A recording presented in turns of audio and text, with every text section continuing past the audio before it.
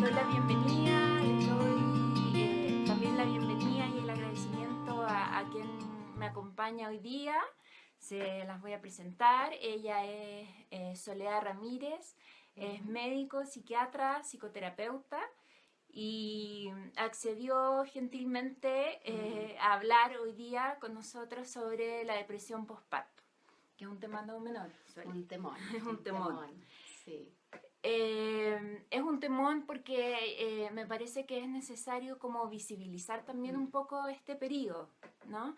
Que principalmente, bueno, obviamente que somos nosotros las que las padecemos las mujeres, pero creo que también es importante como aunar y reunir esfuerzos con los hombres también. Yo siempre soy una agradecida de todas las mujeres que me leen, que me hacen comentarios, a quienes atiendo, a quienes comparten también la información. Es algo que en el fondo yo creo que uno hace desde la convicción de que obviamente estamos creando y tratando de crear un mundo mejor a partir de los cuidados que son fundamentales en la primera infancia y con las mujeres además. Pero siento que también es importante que podamos invitar a los hombres, ¿no es cierto?, a nuestros parejas, a los padres de nuestros hijos, a nuestros, incluso nuestros propios padres, a los suegros, porque todos ellos forman parte de una tribu.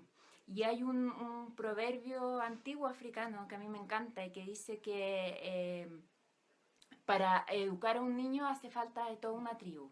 Y la verdad es que la tribu no solamente la formamos nosotras, sino que los hombres también. Así que bienvenidos ellos a informarse, a saber cómo poder acompañarnos en este periodo que nos transforma nuestro pensamiento, nuestro mundo completo. No es menor, uno siempre escucha así como palabra cliché que me cambió la vida con la maternidad y la verdad es que es así, eso es lo que nosotros vivimos.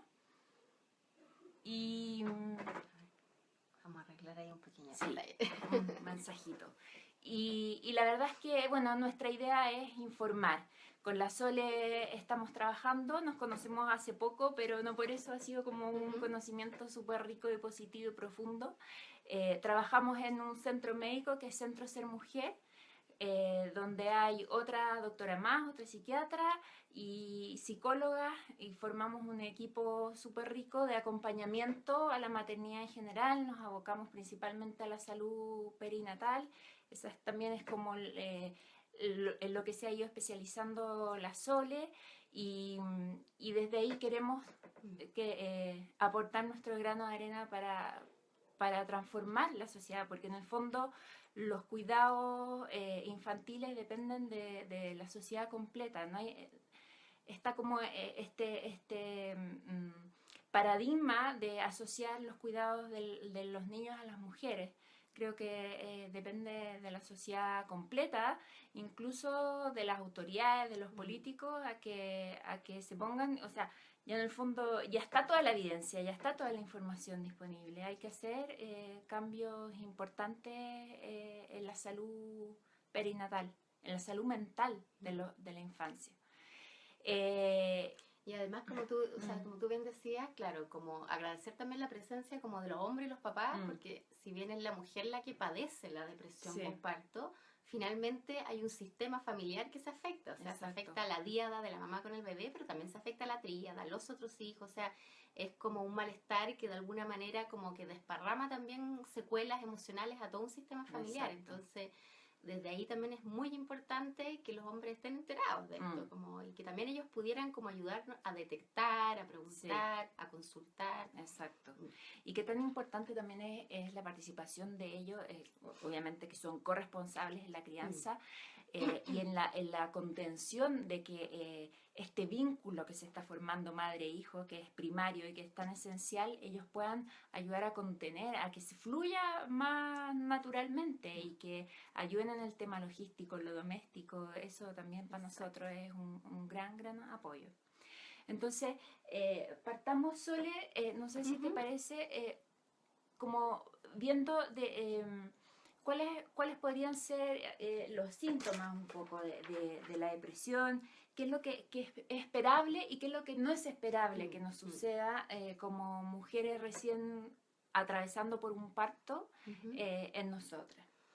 Bueno, sí, es difícil generalizar, cada mujer es muy diferente, pero yo creo que para toda mujer que desea ser madre y que deseó parir, digamos, el parto efectivamente es un hito súper trascendente y que transforma no solo su cuerpo, sino que también su aparato psíquico, su aparato emocional. Entonces, para toda mujer va a significar la llegada de una guaguita, un periodo de adaptación que consume recursos también, porque en el fondo hay que adaptarse a que la guagua ya salió de uno, hay que adaptarse a los ciclos de la guagua, el cuerpo se prepara para la lactancia, al mismo tiempo se está recuperando del trabajo de parto, que haya sido parto, haya sido cesárea, hay un cuerpo que estuvo en trabajo, eventualmente se tiene que recuperar y cicatrizar también, hay que adaptar todo, o sea, no solo la casa, no se preocupa la ropita, qué sé yo, pero se adaptan un montón de cosas, y en ese sentido es esperable que a todas las mujeres el cambio nos quede grande, por así decirlo, o sea, uno puede llevar todo preparado, pero en realidad el cambio es muy gigante, como en muchas más dimensiones de las que uno calcula, yo creo. Y en ese sentido es muy normal que aparezcan cambios emocionales en la mujer, sobre todo en el primer periodo posparto.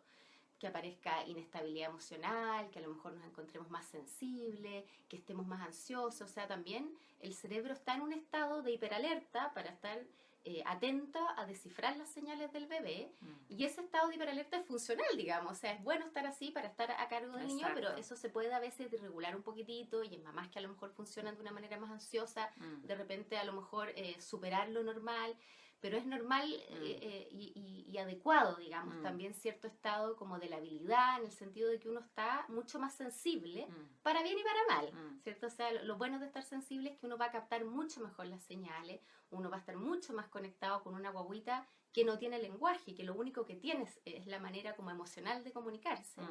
Pero el lado malo de eso es que, claro, de repente puede haber mucha oscilación anímica entre días que a lo mejor, no sé, que a lo mejor algunas mamás se pueden sentir identificadas entre estar muy excitadas y sentirse la mejor mamá del mundo y que vengan todas las visitas y dueñas del mundo, oscilando con días, perdón, que de repente a lo mejor se sientan muy cansadas y se sientan la peor y lloren y estén irritables, o sea, cierta labilidad emocional, que es como ciertas fluctuaciones anímicas, son súper esperables en esta etapa. Pasar de la risa al llanto, alteraciones del sueño, porque también uno se está como preocupando de la guaguita, entonces en el fondo el sueño tiende a estar como más entrecortado. El cansancio también influye, el propio cansancio de dormir mal, sí, eso también sí, uno anda el cansancio derivado del trabajo de parto propiamente tal, de toda la preparación que requirió. Pasa también un poco con la personalidad de cada uno también, si uno es muy autoexigente, muy como perfeccionista y querer estar a la altura de poder responder a lo que además también la cultura nos ha dicho de qué es lo que es ser una buena madre, estar ahí, de cumplir como con el estándar. Que muchas veces algunas nos ponemos la vara un poquito más arriba, es complicado.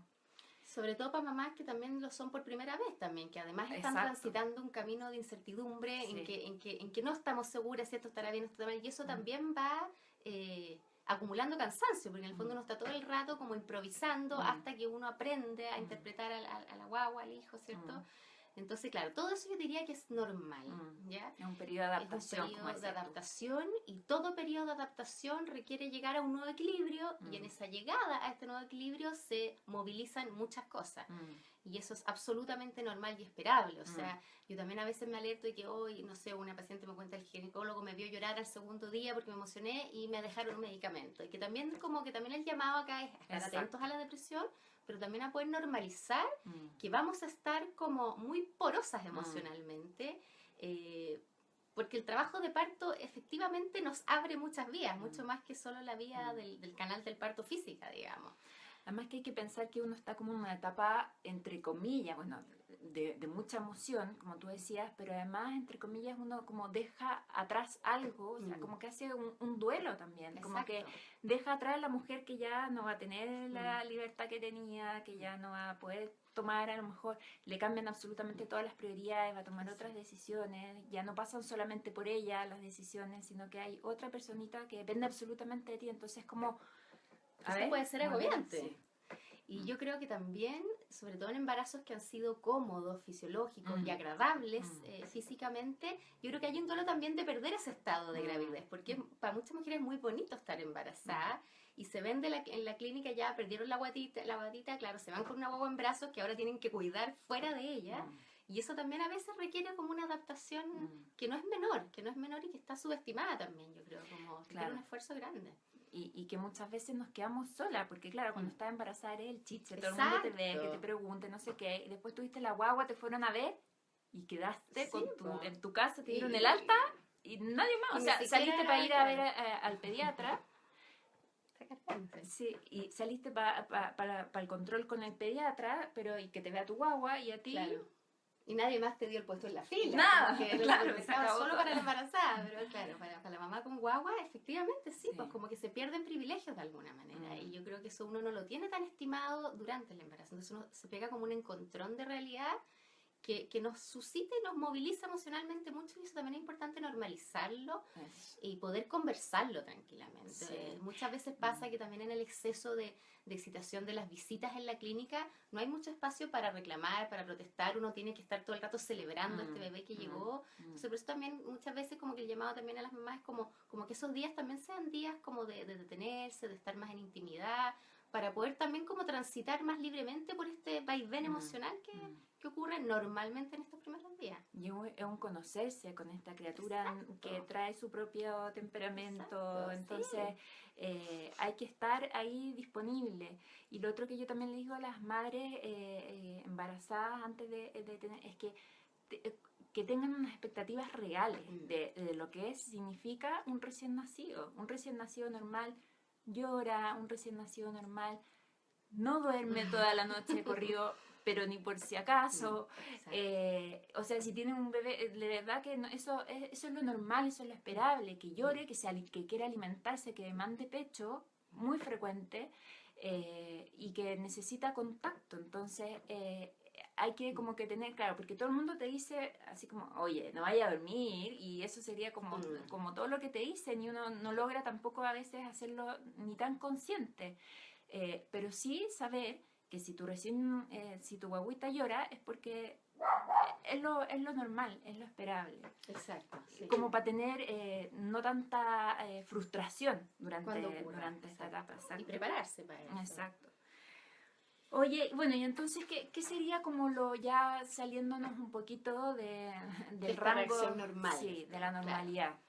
Dentro de los trastornos del ánimo, como que hay dos principalmente más frecuentes. Uno es, no sé si lo has escuchado, como tiene varios nombres, como el blues postparto o disforia postparto. Otros le llaman la tristeza La puerperal. tristeza puerperal, claro, tiene todos estos nombres, y que es un trastorno que no es un trastorno del ánimo, sino que es una reacción anímica o emocional que ocurre principalmente en las primeras semanas o primeros días luego del parto. Y que y que es autolimitado, digamos, y que yo creo que se traslapa mucho con esta respuesta normal que estamos hablando nosotras. O sea, aparece en general mucha labilidad emocional, llanto muy fácil, muchas veces se ponen irritables las mujeres. Muchas veces también aparecen síntomas ansiosos que se traducen en mucha ansiedad con respecto a los cuidados del bebé. Entonces de repente como se desencadenan conductas obsesivas en relación al cuidado del bebé. Puede aparecer insomnio, no explicado solo por los despertares del hijo. Y en general esto aparece cuando uno ya ha llegado a la casa. Entonces como que en la clínica todo bien, llegamos y qué sé yo, y cuarto, quinto día, chuta, ¿qué pasa? Ando muy sensible, lloro por todo, me siento muy irritable, no me la puedo. Y es como una sensación de mucha incontinencia emocional muchas veces. Y que claro, eso muchas veces coincide con que tienen que ir el primer control pediátrico, con que también está la bajada de la leche, o sea, también coincide con muchas otras adaptaciones corporales. De querer que recupere el peso el recién nacido con tu propia leche. Entonces toda esa hay ansiedad. muchos hitos estresantes en ese periodo. Y en general es un cuadro que diría que dura 1 a 2 semanas y que va bajando, y que luego la mujer como que dice, oh, ya estoy mejor, ya pasó, qué sé yo, pero son 1 o 2 semanas en que lo pueden pasar bien mal, en términos como de harta inestabilidad emocional y harta tendencia al llanto sobre todo. Pero es un cuadro que es autolimitado, que le ocurre como al 60 o 70% de las Es mujeres harto. puérperas, o sea, es harto, o sea, imagínense, 6 a 7 de 10 mujeres, y que en general no requiere ningún tipo de tratamiento médico, o sea, Va requiere a más que nada, pasar. va a pasar, es importante como de repente poner al tanto a la pareja o al médico si te tocó control, y es importante como entender que es normal, que va a pasar y requiere hasta contención, apoyo y paciencia, sobre todo yo diría paciencia con uno misma, digamos, como esto va a pasar, mi cuerpo, mi mente se está adaptando a este cambio. Y esto es de causa básicamente hormonal, Y ¿no? se piensa que puede ser, claro, como un poco como por todo el cambio brusco hormonal que se produce como una vez que parimos, digamos. O sea, uno está bajo un influjo hormonal durante el embarazo que es muy diferente a cuando ya tenemos a la guaguita. Entonces, claro, sale el bebé, sale la placenta y se producen un montón de cambios neurohormonales que si bien muchos van en favor del vínculo, de la lactancia, el costo de eso es que de repente también el cerebro emocionalmente debe adaptarse y pueden aparecer como estas molestias, claro. Síntomas. Pero duran 1 o 2 semanas y son muy normales. Y no requiere tratamiento. Eso es importante también porque muchas mujeres de repente como tienen que tomar antidepresivos por esto, paciencia, va a pasar, ampliar la red de apoyo. Y es principalmente los primeros días después de haber salido ya del hospital. Exacto, o de la clínica, o sea, ya la segunda o tercera semana debiera resolverse espontáneamente. Ya, y ese es como el primer trastorno. Como la ¿no? primera, claro, el primer escalón, por así decirlo. Si eso ya durara un poco más o se hiciera muy intenso, uno tendría que empezar a sospechar, y aquí el tema que nos convoca hoy es que pudiéramos estar como en presencia de una depresión postparto. Que básicamente la depresión postparto diría que es igual a la depresión que puede ocurrir en cualquier otra época de la vida, pero aumentada por todos estos factores de estrés, digamos, la privación de sueño, la sensación como de angustia de tener que cuidar al bebé, el cansancio físico, toda esta respuesta como adaptación, la implementación de la lactancia, o sea, todas estas exigencias, y aparece un cuadro que básicamente es de ánimo depresivo, y que uno aquí ya tendría que tener ojo, aunque no es como que hoy andaba contenta en la mañana y triste en la tarde, sino que se empieza a instalar un ánimo depresivo la mayor parte del día y la mayoría de los días. Entonces empieza a predominar un ánimo bajo, con angustia, con más labilidad también. Pueden aparecer alteraciones del sueño, que es difícil diferenciar de las alteraciones normales que podemos tener en ese momento, porque en el fondo tenemos las interrupciones por el bebé. Eso es complicado porque pueden aparecer muchos síntomas de la depresión, también pueden aparecer en el posparto como normalmente, digamos. O sea, uno tiene el sueño interrumpido, sí.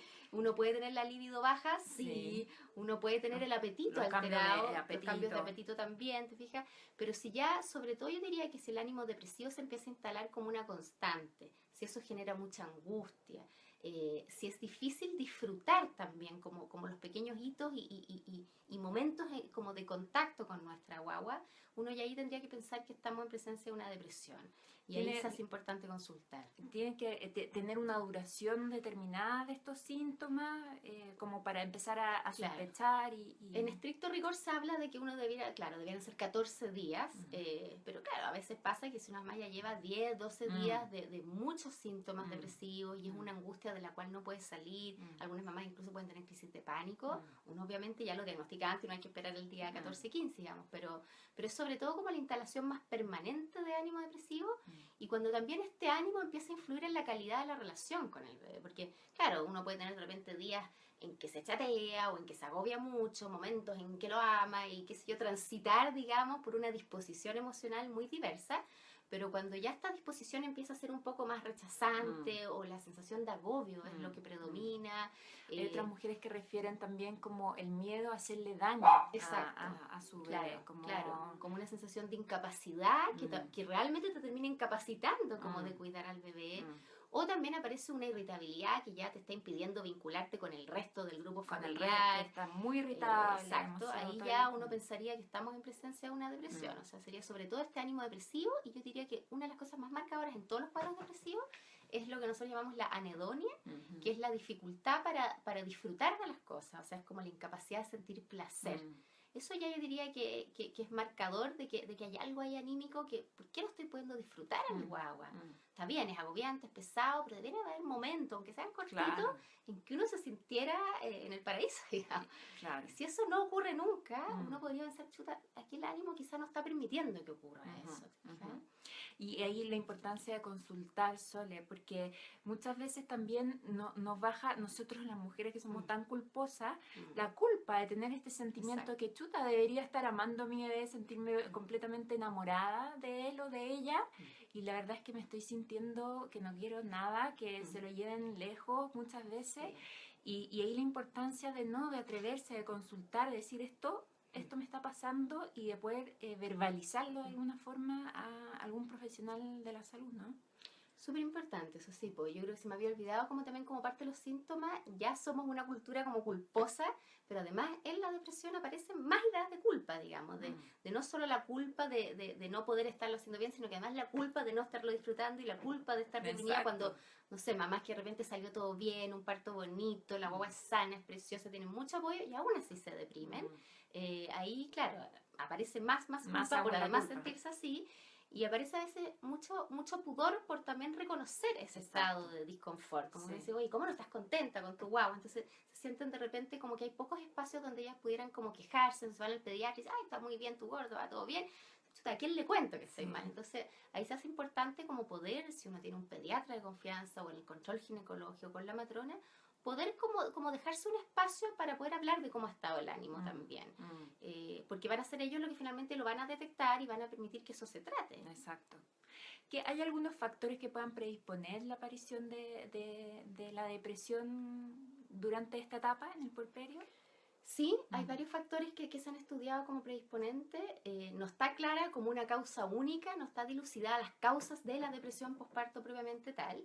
Se piensa que es como una mezcla de factores biológicos, psicológicos, de personalidad, como tú decías, y factores también ambientales. Y en ese sentido, como que hay factores de riesgo que uno debería estar más atenta a ciertas mamás, como decir, ojo que aquí el ánimo no se nos empieza a bajar, sobre todo mamás que han tenido cuadros depresivos en otra etapa de su vida, o sea, antecedentes de depresiones previas, como que dejan ahí, podríamos pensar, un talón de Aquiles como anímico, que en esta etapa se puede como sensibilizar más. Sobre todo si han sido depresiones postparto, antecedentes familiares de depresión también. También hay otros factores como ambientales importantes, como por ejemplo si la mamá está transitando este periodo muy sola, si hay poca percepción de una red de apoyo, y factores también relacionados al nacimiento mismo, o sea, hoy se habla harto de violencia obstétrica, y si bien a veces no es necesario que haya un parto violento como agresivo, muchas veces las mujeres somos víctimas de intervenciones en las que nos sentimos vulnerabilizadas, transgredidas, y eso también va creando como un tono de repente como anímico que puede influir también. Claro, o sea, si yo el creo parto que tuviste difiere mucho exacto, de yo lo como diría lo que es un pensaba. factor de riesgo también, sí, Absolutamente. sí. Sí. Oye, ¿y es posible prevenirla, aún teniendo, ponte tú, estos factores de riesgo, es posible prevenir la aparición de la depresión? Uno quisiera pensar que sí, ¿no? Sí, pues. Como no es un cuadro que sea 100% biológico y depende de tantas cosas, claro que sí, o sea, uno podría, y yo creo que ahí es como que uno está abanderado por esa causa, digamos, en no solo tratar a las mujeres con depresión y que cuando ya llegan deprimidas, sino que también poder promover salud y evitar tantas depresiones. El posparto, el puerperio, es la época lejos como de más vulnerabilidad anímica de la mujer, o sea, es la etapa en que cualquier mujer, sea depresiva o no, tiene más riesgo de tener un cuadro depresivo. Entonces, uno debiera como poder adelantarse como a eso, y efectivamente hay algunas medidas que uno podría promover como para prevenirlo. Yo creo que en ese sentido, por ejemplo, planificar el parto, como por esto que tú dices, como de ajustar las expectativas, Claro, de informarse de bien. informarse, Sí. de poder elegir equipos en que tengan considerados estos factores también emocionales como parte de todo, de la gestación, del parto y del puerperio. Yo creo que el tema como también de la implementación de la lactancia también, o sea, yo creo que ahí uno de los factores de riesgo que yo he visto harto, que no está tan descrito a lo mejor en la literatura, pero que uno lo ve, las mamás con muchas dificultades para implementar la lactancia, es un factor gatillante muchas veces de depresión. Entonces, importante como poder intervenir a tiempo, que Claro. ahora poder consultar a una asesora de lactancia, las clínicas ofrecen clínicas de lactancia, o sea, la Claro, o misma sea, dificultad, de hecho, lo que sí está consultar. evidenciado es que sí la lactancia es un factor protector. Exacto, O sea, sí. mantener la lactancia, profesionales de la salud por ningún motivo suspendan la Exacto. lactancia a una mujer que está deprimida, sobre todo si quieren iniciar tratamiento farmacológico. Hay muchos medicamentos que son compatibles, pero la lactancia es claro, si tú la suspendes es como otro factor más de culpa, de sensación de que no puedes alimentar a tu propio hijo. Y bueno, y biológicamente también, hormonalmente se produce más oxitocina, se producen hormonas que te permiten estar en un estado más de placer, de disfrute un poco. Exacto. Y otro factor de riesgo importante, como también en términos de la prevención estoy pensando, es también cuando aparecen síntomas depresivos durante el embarazo. El embarazo yo creo que también está como un poco como idealizado, ¿cierto? Como un estado muy idílico, pero también hay mujeres que a veces acercándose a la fecha del parto empiezan a angustiarse, empiezan a aparecer síntomas ansiosos. Muchas veces también influye como la atmósfera laboral de la cual están saliendo y a la cual perciben que van a tener que volver, como una exigencia muy fuerte también. Entonces, mujeres que tienen síntomas depresivos durante el embarazo también es mucho más probable que hagan una depresión postparto. Entonces, es súper importante pesquisarlo antes también. Y lo otro que diría que es muy importante como en la prevención y que también ya después en el tratamiento propiamente tal, es como un poco esto como de poder activar una red de apoyo efectiva.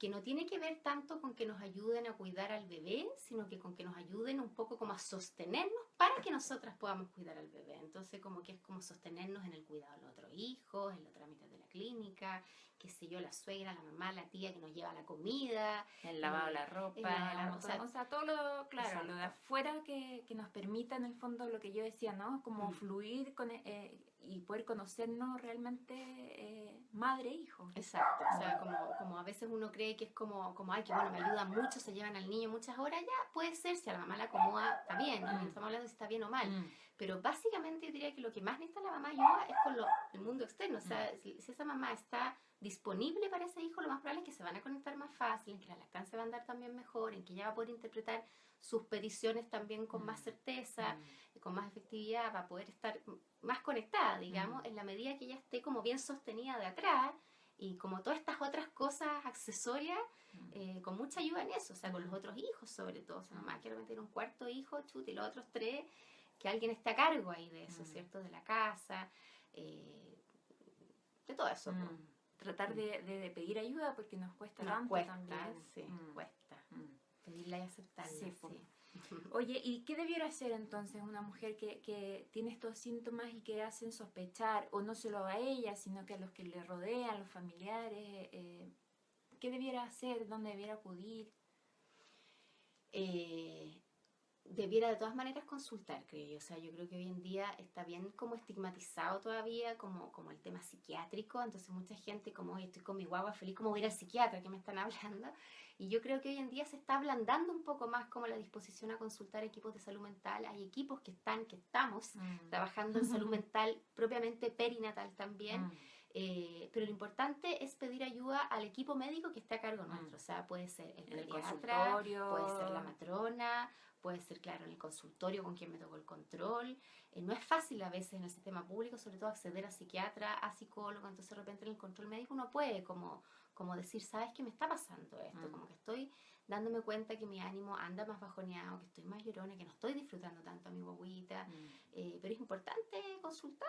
Claro, y aprovechar de informar de que es una patología que está cubierta por el auge y que por lo tanto, tanto en el sistema público como si eres beneficiario de ISAPRE, debieran hacerte como todo de hecho, hay una guía para la depresión, hay que seguir un protocolo, hay que usar ciertos instrumentos para detectar si tienes o no la depresión y hablarlo, verbalizarlo, eso es lo principal.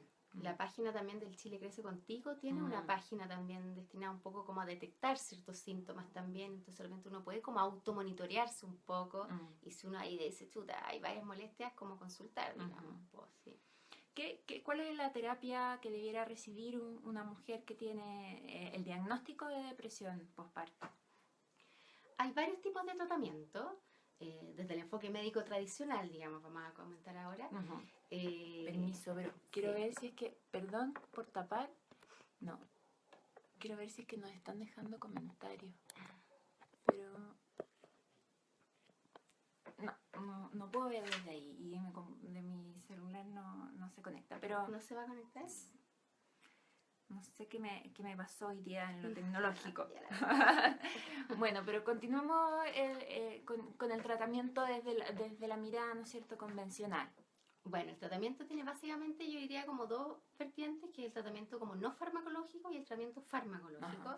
Cuando ya se confirma que hay un cuadro depresivo, los síntomas son intensos, efectivamente están afectando como la calidad de la vivencia de la maternidad, el vínculo con el hijo, o estos síntomas son intensos o permanentes, uno pensaría que ya se requiere tratamiento farmacológico, ¿ya?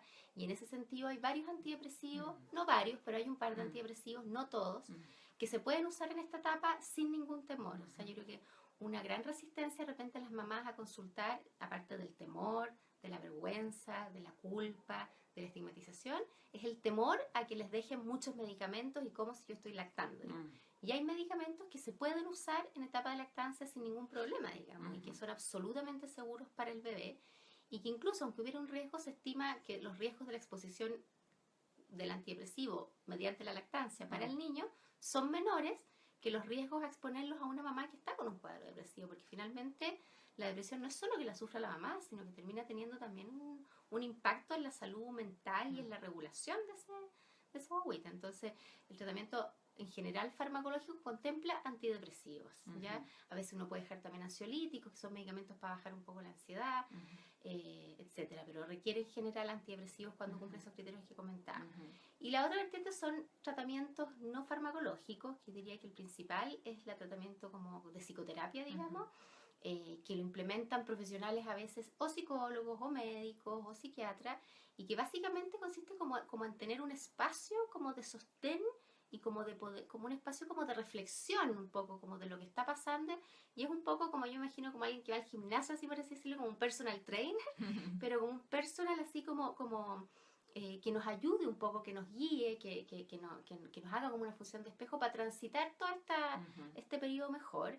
Y muchas veces también uno en esta etapa está muy vulnerable y muy perdido, entonces también alguien que de repente nos pueda como ayudar a dar ciertos consejos que nos calcen, digamos. Ajá. Y no esta cosa que solamente uno lee y que uno la agarra de la casa, sino que también alguien que te conozca bien y entonces pueda darte como sugerencias que vayan con tu estilo de personalidad, con tu estilo de crianza. Y además varias medidas que tienen que ver también con promover salud en cualquier otra etapa, digamos. O sea, hay otras medidas como de alimentación, hay a veces que hay niveles de vitaminas que de repente están bajos y hay que suplementarlo, medidas de higiene de sueño. O sea, yo sé que es difícil tratar de dormir cuando uno tiene recién una guagua, pero es importante como lograr la mejor higiene del sueño posible, en el sentido, qué sé yo, evitar la exposición a pantallas en la noche, que también producen una alteración como en la conciliación de un sueño más profundo. El tema de la alimentación también. Intentar aprovechar dormir mientras el guagua duerme. duerme. Es difícil, porque uno a esa hora, claro, la guagua duerme y no quiere aprovechar de hacer todo lo que uno no hizo. Sí, después se arrepiente. Pero es importante para el cerebro, como en el fondo tener periodos de reparación, digamos, tener periodos de reparación que permitan el próximo día como poder de nuevo destinarlo con toda la energía, con toda la... Exacto. Es importante también el tema como de poder tener como contacto con más gente. O sea, muchas mamás de repente también se quedan muy encerradas. Dice que el invierno, los resfríos, esto, como, está bien, yo creo que hay un tema como de que uno tiene que conocer a la guaguita y que es importante tener periodos de intimidad, y obviamente no es el momento para hacer más vida social del mundo, pero también a veces es importante como poder como ir mezclando eso, como irlo regulando, con también seguir teniendo contacto con nuestras cosas. O sea, como que tampoco muchas mamás se quedan con la sensación de aislamiento, de que ya no tienen amigas que tienen guagua, de que ya no las invitan a las cosas y se van quedando solas. Y acá yo creo que la formación como de tribu, como tú decías, es súper importante. Entonces poder como de repente apelar a grupos que se junten. Hoy en día hay grupos que se están juntando, y eso yo creo que sobre todo grupos de mujeres que estén un poco viviendo lo mismo o que hayan pasado por lo mismo. O sea, grupos de mamás básicamente, o de personas que estén un poco como conectadas con esta experiencia. Eso yo creo que también es súper fundamental, tener redes de apoyo y que estén en la misma, transmitiendo la misma onda, sintonía. Sí, pues, con la misma rayadura que uno. Sí. Oye, Sole, ¿y es común la depresión? ¿Es frecuente en Chile? Las cifras son más o menos parecidas, es como, se presenta como en el 10 a 20% de las mujeres, que no es menor, o No, sea, menor. si uno tiene 10 amigas con guagua va a ser dos, Una o dos de esas dos, claro, por lo mujeres van menos. a tener síntomas depresivos, sí, Mm. sí. ¿Y qué consejo tú crees que podríamos darle a la pareja, a la familia, a los amigos que rodean a una mujer que la ven a lo mejor con estos síntomas o que ya de frentón le han diagnosticado una depresión postparto? Tú ya lo hablabas un poco, ¿no? El de poder cooperar, con o sin depresión es necesario, pero de repente hay alguna palabra, algunas palabras que están de más, que nos dicen a lo mejor, ¿qué le podríamos... Yo creo que sobre todo tranquilizar a la familia, o sea, tranquilizarlos de que esto es algo que puede pasar y de que no es que de que uno sea mala madre o que no haya estado preparado para esto, tampoco que cambió para siempre, porque muchas veces está el temor de que tuvo un hijo y se volvió loca, más o menos, y que en el fondo estos son etapas como transicionales, digamos, de ajuste emocional. Entonces primero tranquilizar a la pareja y a la familia de que esto va a pasar. Y claro, todo lo que tú decías como de apoyo, en la logística, qué sé yo, pero también sobre todo como esto de validar también las emociones, o sea, como que también la pareja pueda, la mujer pueda como confiar en su pareja, me está pasando esto, y hoy día me sentí así, porque también hay mujeres que de repente se sienten muy culposas por tener sensación como de agobio, incluso que se topa incluso con sensación de rechazo con la guaguita muchas veces, y eso es muy, muy, muy angustiante sentirlo con una mujer. Por lo tanto, hay mucha vergüenza contarlo. Entonces, como poder validar eso, como eso que está pasando, es muy, muy importante. Y claro, todo este apoyo como de compañía, de ayudar con los otros niños.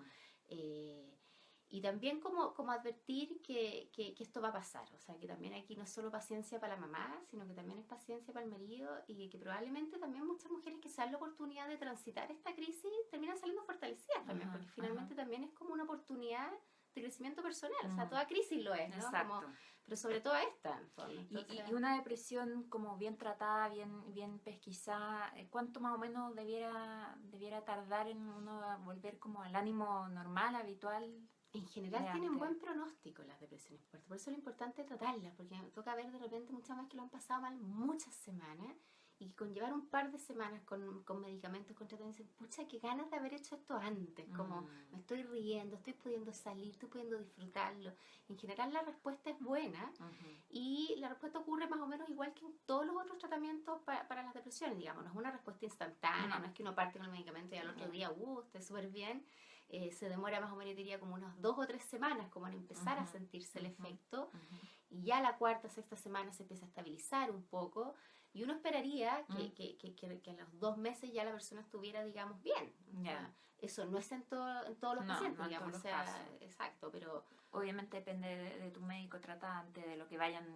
Claro. Y de ti misma, obviamente. Y mientras más agudo llegue el cuadro, mientras más grave también sean los síntomas, es más difícil salir muchas veces. Entonces, también por eso es lo importante como de la consulta precoz.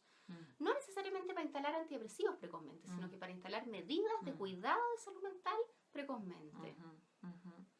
Y las mujeres, ¿qué le podríamos recomendar en general y a las que tienen depresión postparto, ¿no?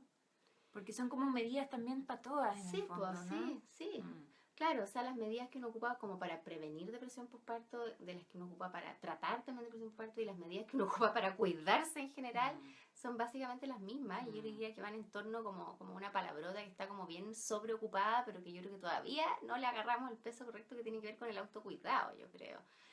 Sí, es verdad. Con poder como esto que decías tú, como de ajustar las expectativas y de poder ir exigiéndose menos. O sea, yo creo que no existe la perfección. Exacto, o sea, es una ilusión, es una ilusión la perfección. Entonces, un poco como poder como admitirse como en esta imperfección, en que uno lo va a hacer mal muchas veces. Se va a equivocar millones de veces y así que, es. Y que el éxito de la salud de nuestro hijo normal. y del vínculo con él no depende de esos errores y más bien esos errores también están al servicio del aprendizaje también. Entonces, como poder también ser más blandas con uno mismo. Sí, diría que autocuidado, autoindulgencia son palabras Ay, qué lindo, así me encantó.